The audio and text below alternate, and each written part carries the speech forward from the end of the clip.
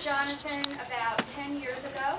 My friend Kathy and I were out drinking on the Upper West Side of Manhattan in a little cafe, and Jonathan popped in to see us. She was dating him, and I was very curious about it because she had been wooed away from Santa Cruz by this tall, studious-looking young man, and I thought, what's he got? So we sat and visited for a few minutes, and I realized he had a lot. He had just finished writing the corrections. It was yet to be published, and I thought, this is a great time for some advice. I'll give him some.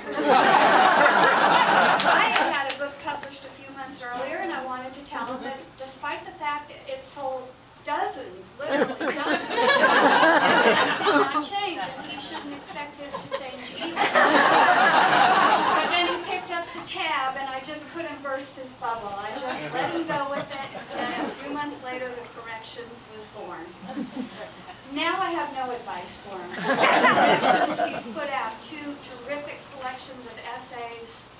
He's written Freedom that last week I read 4 nights in a row, and it was like sitting down to the best steak dinner in the world. I've never had a steak like it, with caramelized onions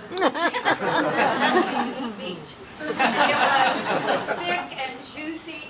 I wish I could think of something from the vegetarian side of the fence.